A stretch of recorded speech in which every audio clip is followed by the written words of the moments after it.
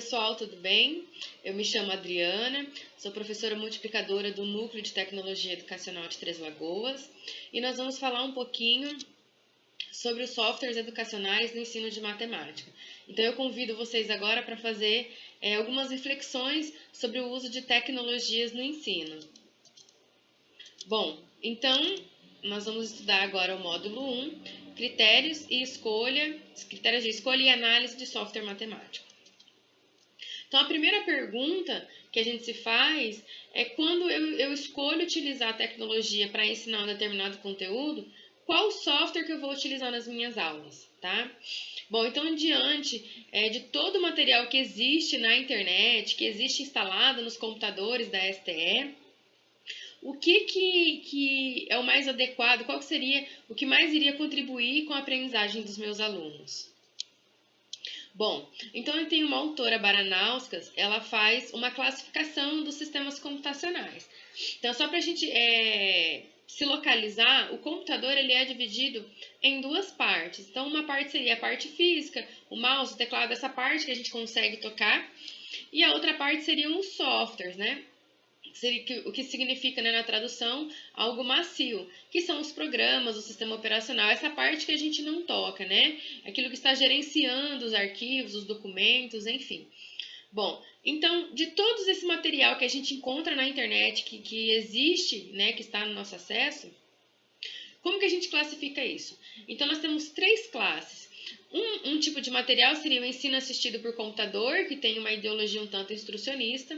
A segunda seria os ambientes interativos de aprendizagem, né, num pensamento construcionista, e a aprendizagem socialmente distribuído, que passou a acontecer com o advento da internet. Então, a gente vai falar um pouquinho de cada um, tá bom? Bom, então o que acontece no ensino assistido pelo computador, né? Então, o computador faz uma pergunta e o aluno vai respondendo a essas perguntas. É como se o computador fosse programado para ensinar o aluno, tá? Então, nesse caso, só ocorre isso, pergunta e resposta, o aluno pode acertar ou pode errar, mas isso daí vai depender daquilo que está sendo feito, tá? Não existe alguma garantia de que há reflexões ou construções de algum conceito. Então, é um material que nós encontramos na internet, na qual ele segue uma sequência didática de apresentação de conteúdo e após ele apresentar todo o conteúdo aqui de potenciação, como vocês estão vendo, ele vai apresentando, ele apresenta alguns exemplos e em seguida já vem uma lista de exercícios. Então, é uma sequência didática pautada em apresentação de conteúdo, exemplos e lista de exercícios. Nesse caso, o aluno tem que clicar na onde ele achar que a resposta está correta, né? Então, por exemplo, 15 elevado à quinta potência. Então, eu posso clicar aqui, né? E posso ter acertado ou ter errado, mas assim, nada garantiu que houve alguma reflexão. Então, só voltando aqui agora. Então, só continuando. Os ambientes interativos de aprendizagem. Então, os ambientes interativos, eles já são divididos em quatro partes. Então, nós temos modelagem e simulação, ambientes de programação, micromundos e sistemas de autoria. Então, eu vou falar bem rapidamente um exemplo de cada um aqui para vocês verem como funciona. Eu tenho aqui os sistemas de programação. Então, tem como exemplo o KTurtle, que já é instalado lá na STE, o Scratch, que foi bastante utilizado, né, com os Projetecs, houveram várias oficinas nas escolas. Nesse caso, a característica é a seguinte, o aluno tem que programar, quer dizer, o computador não está programado para ele responder, é ele quem vai programar o computador para agir conforme aquilo que ele necessita, aquilo que ele quer alcançar, tá ok? Então, esse aqui é um exemplo de sistema para programação. Nesse caso aqui agora é um sistema de simulação. Então, na simulação é quando o aluno vai simular uma situação real. Então, nesse caso, esse software, ele propõe ao aluno, ele vai simular uma situação no supermercado, onde ele tem uma lista de compras, ele tem que ir no caixa, né, fazer o saque. Em seguida, ele vai lá na partilheira, vai escolher o material que ele quer conforme a lista, vai calcular os valores, ele vai ver qual que é o mais barato, qual que é o mais caro. Então, esse aqui é um exemplo de um simulador, tá? De uma simulação. Só voltando aqui agora, que eu vou mostrar para vocês um exemplo de um micromundo. Então, o micromundo é uma coisa bem específica, é um software bem específico que foi criado com uma função muito própria. Então, eu vou dar um exemplo aqui para vocês desse material, na qual a quantidade total de cada círculo tem que dar 21. Então, aqui eu já tenho 10, eu tenho 7, então aqui eu tenho que saber calcular aqui o que vai dar o 21. Então, eu poderia trazer, vamos brincar aqui, poderia trazer o 5 para cá, então eu já teria 15. E aí eu poderia trazer 7 com 5, 12. E vou testando valores aqui, vou jogando números, tá? Não sei exatamente se eu estou acertando ou não, mas eu vou testando algumas hipóteses aqui. Tá bom, pessoal? E os sistemas de autoria seriam o Word, o PowerPoint, o Excel, são sistemas de autoria. Eles estão lá paradinhos esperando que eu crie algum documento. Só que nesse caso, no sistema de autoria, o máximo que o Word, por exemplo, pode fazer uma correção seria de uma palavra que estivesse escrita errada.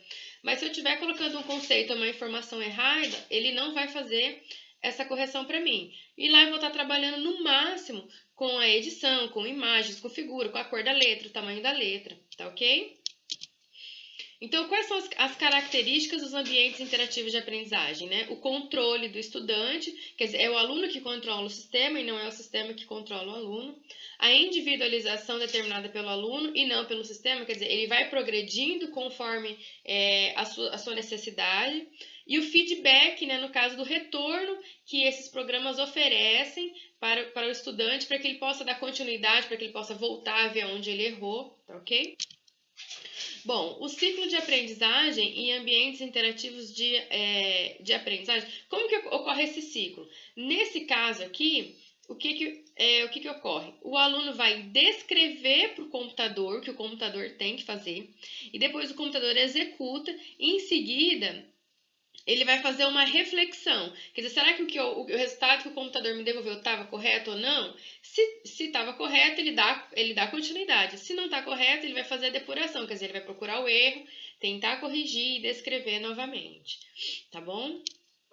Bom, agora a gente vai falar sobre os ambientes socialmente distribuídos. Então, como que isso aconteceu? Então, com o advento da internet, com a chegada da internet, o que possibilitou, né? O acesso a bibliotecas e acervos virtuais, que até então sem a internet não existia, a gente teria que ir a uma biblioteca, ir até lá, acervos virtuais, criação de grupos, listas de discussões, então, por exemplo, fóruns, né? Eu posso criar um fórum onde eu vou reunir pessoas de vários lugares do mundo que possam estar discutindo o mesmo tema, então não necessariamente precisa estar ocupando o mesmo lugar nem o mesmo tempo. O envio e download de arquivos, então, por exemplo, eu posso enviar um arquivo e uma outra pessoa receber em qualquer outro local, fazer o download, videoconferências, então isso não era possível fazer antes sem a internet. Então, são ambientes socialmente distribuídos, né? Então, é onde há colaboração, onde há compartilhamento de conhecimento. Então, o ciclo de aprendizagem, nesse caso, ocorre quando o aluno faz a escolha de opção. Por exemplo, ele vai digitar o endereço de um site, ele vai clicar em um link, o computador executa e, enfim, ele dá um retorno, se é aquela página, se é aquele site, aquele endereço, se é aquela resposta, né, que ele queria, e ele dá continuidade. Bom, então, o que a gente tem que analisar no software, né? Vamos pensar assim, quais são as principais características que eu preciso analisar no software para fazer uma boa escolha.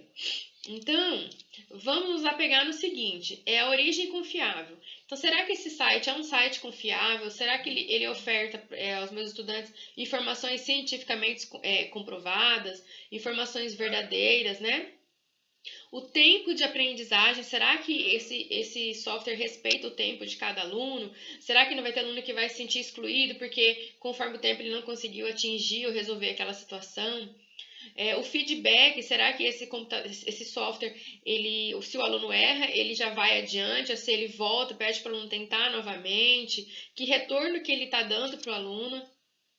O tratar do erro, quer dizer, se o aluno erra, como que ele se comunica com o aluno? Será que ele faz ele dá uma frase pejorativa, alguma coisa negativa com relação ao erro?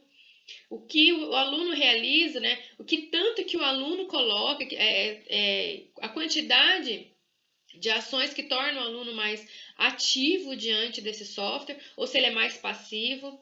A linguagem e a interface, né? Quer dizer, se eu vou trabalhar com séries iniciais, eu tenho que escolher um software que seja atrativo às crianças, que ele seja com a imagem, com o áudio, que tudo isso seja atrativo e adequado a essa idade. Quer dizer, no ensino médio eu não posso utilizar um software, um joguinho colorido que seja infantil, ou vice-versa. Então eu tenho que saber adequar a linguagem que está sendo utilizada e a interface do software.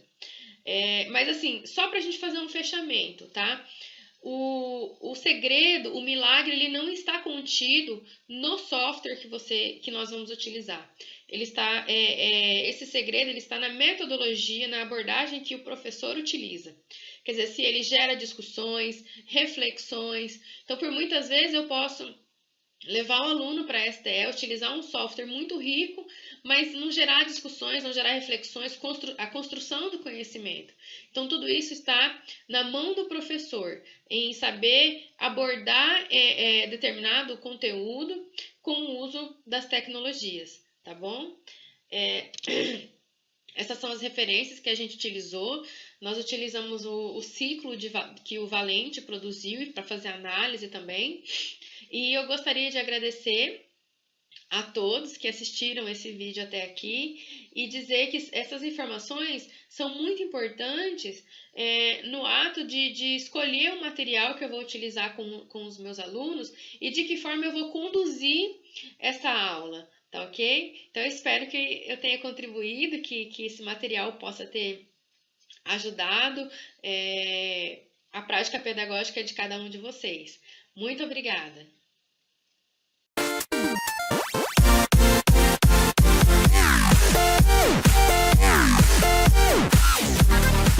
No going back.